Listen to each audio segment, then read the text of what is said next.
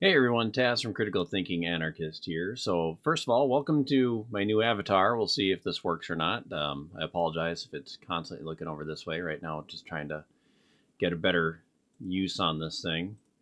And then, I wanted to say so I went to Chrissie Mayr's um, stand up show last night in Sartell, Minnesota.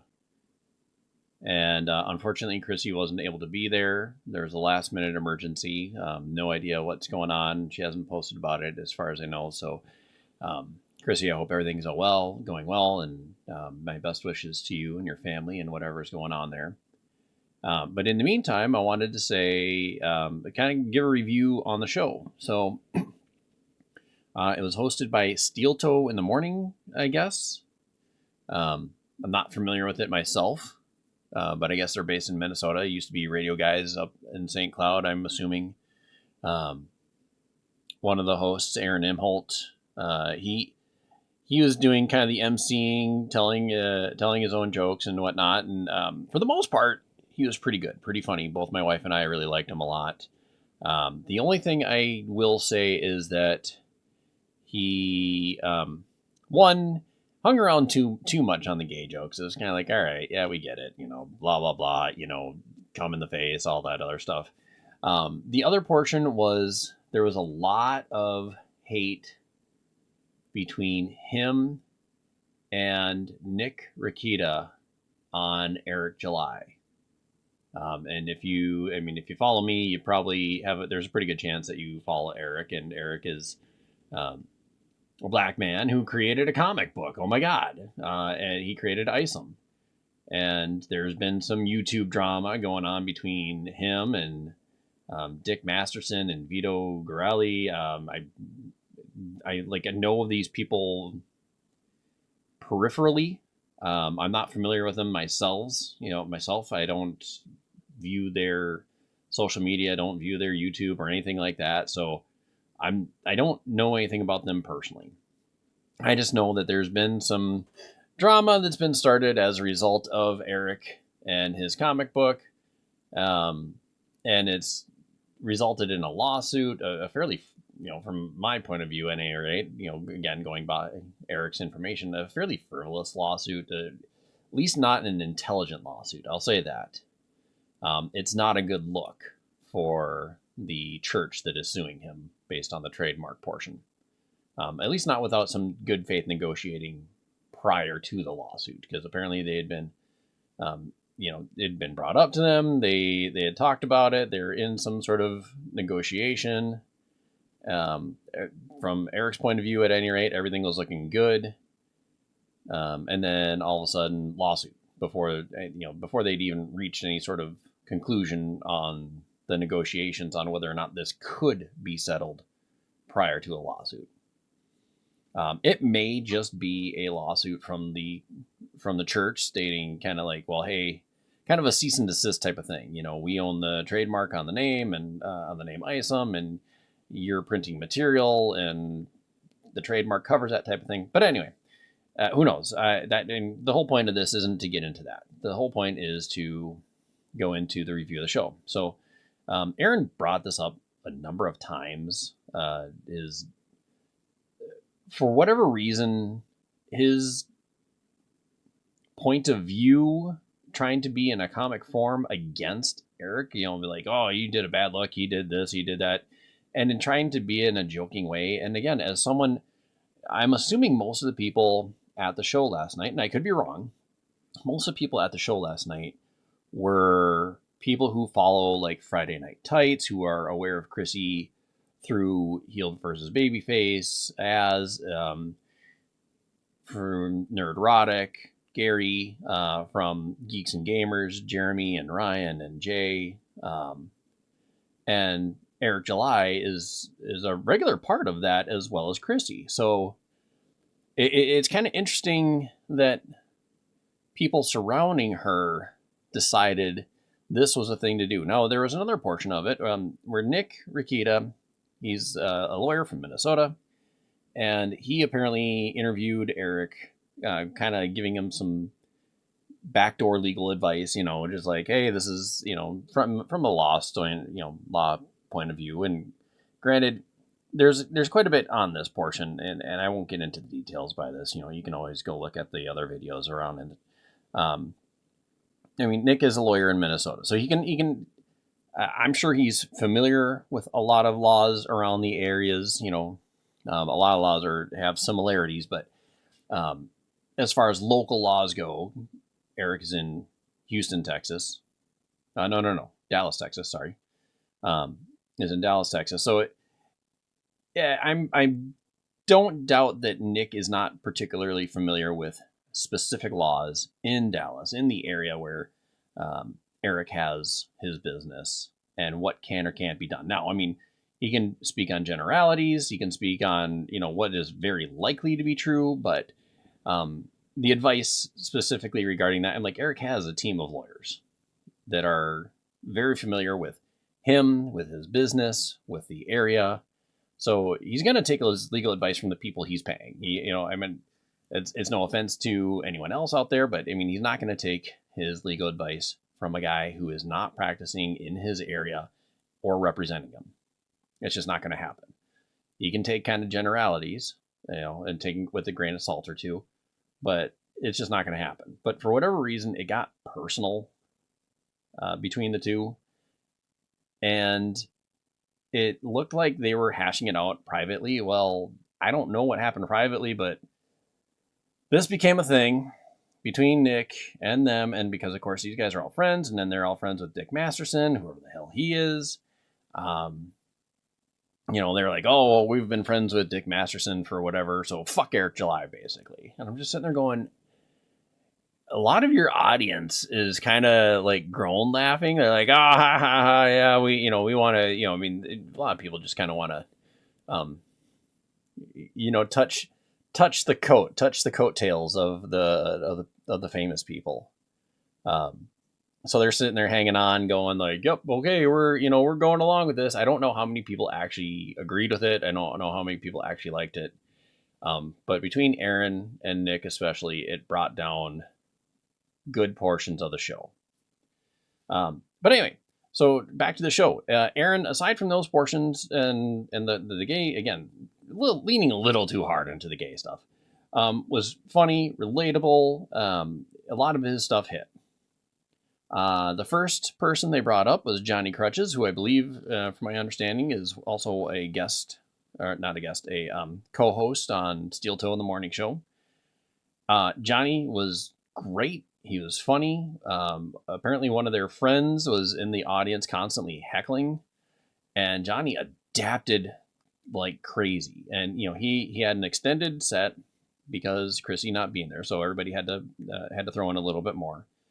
And again, he adapted well. He was able to pull things out, was able to make people relate, and it was hilarious. It was just great. Wonderful. Aaron came back on, and he introduced Nick. And to Nick's credit, this was, from my understanding, Nick's first time performing stand-up. Performing stand-up is honestly one of the hardest things you can do. I mean, I've studied theater, I've studied improv. That's hard. Performing stand-up is incredibly hard. And he didn't, he wrote material, but he didn't have anything written. He didn't have notes, because like a lot of comedians nowadays will have notes either on their phone or actual, like a sheet type of thing on, okay, gonna hit this, gonna hit this, gonna hit this, gonna hit this. And he didn't do that. He had everything fairly well memorized. So it kind of made his set longer and harder to listen to at times, because it was harder to keep him on track. He had to kind of go into his head, and he literally was like going, yeah. I did this. So he's going into his head and kind of like reaching for the files, like, oh, okay, so the down parts of Nick's portion were, he had 4 very specific sets that he wanted to hit.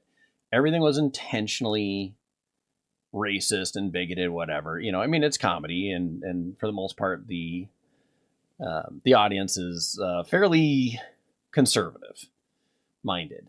So I mean, it's fine. It was what it was. Most people in the audience understood this is the type of thing we're going to be going for. He hit a little too cliche, and it was a lot of just like kind of driving the point home. But again, credit where it's due. It is so difficult to be a stand-up comedian, and the fact that he wrote a set, went up there, performed in front of a live audience. Again, credit where it's due. I wish he hadn't gone so stereotypical. I wish he hadn't been like so like on a lot of the jokes. Like, am I right? Oddly enough, one of his best jokes was kind of pulled out of his ass on the Holocaust thing. I don't know. He might have had it written. There was a joke about the Holocaust. I'm not going to ruin the joke. If anybody wants to, it's recorded. It's going to be uploaded at some point. Go look for it. I won't spoil it because it's not worth it for it to be spoiled. It was a really good joke. He had several really good jokes in there. He had several really good bits. Again, just it's tough. Surprisingly, I think if he had some time and hadn't been so stereotypical, it would have been a really good set. It was a good set, surprisingly, again. But I think he actually had the chance to make a really good set. Last one, Lila Hart. She was great. She was lovely. She was entertaining. She tours, I'm assuming, at any rate, because I've seen her in a lot of pictures with Chrissie. So I'm assuming she tours with Chrissie and does sets with her and stuff like that. So she's very polished, incredibly sweet, incredibly wonderful. There's nothing bad I can say about her. Nothing bad I can say about her set. Everything was great. Not every joke hits, but you know what? One thing I will give Lila over everybody else is our resident heckler for the night kept trying, and she plowed right through him. Didn't even give him a chance to speak. Anytime he said something, she just like went into the next thing, and nothing stuck, which was wonderful. I mean, there are two types of really good comedians. Ones who roll with it, let them do their thing. Like Johnny. Johnny was great on that portion. He rolled with it. He adapted. He pulled some stuff out of it. Or you do like Lila did, and you steamroll. So you got the roll, and then you got the steamroll. And she was great. She, like I said, not everything hit. And I think part of it was it was a little bit of a tougher crowd. Nick's set went fairly long, accidentally. It was unfortunately partially Aaron's fault. Not remembering that Nick has never done this before, and he doesn't understand any of the signals of like, hey, time to get off. And I was honestly quite honestly, I just wanted to scream from the audience like, get the hook. And finally, Aaron had to basically tell him like, Nick, Lila's supposed to go on here. You're running into her time. So I think that kind of partially ate into Lila's performance. But again, she did so wonderful. So overall, it was a really good night. For my wife and I, it was we had our 5th wedding anniversary a week ago, and we chose to do this as our anniversary date. So it was a little disappointing, Chrissie wasn't there, but again, best wishes to her and her family. The show, once again, was good. It could have been great. It could have been great had they not, for whatever reason, decided to go into this whole odd YouTuber beef territory. You know what? Leave it to Dick and Vito. Leave it to Dick and Vito.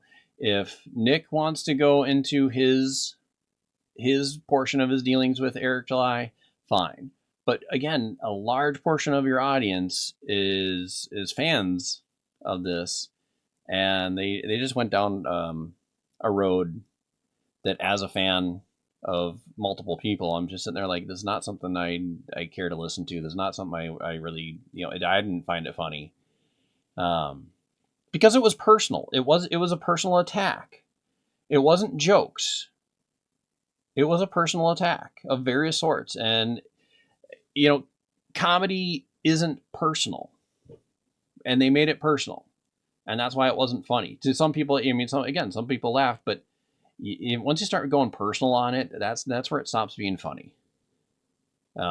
If Nick wants to make fun of himself and his dealings, that's Nick.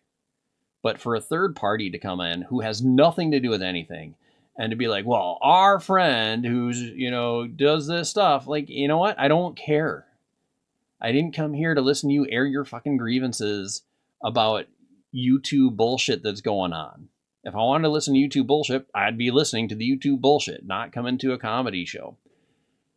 Anyway, let me know if you guys like the new Avatar. I'm going to be trying to drop the Quantum Leap stream next week. I meant to drop it this past week, but when I was recording it, I didn't have my audio hooked in.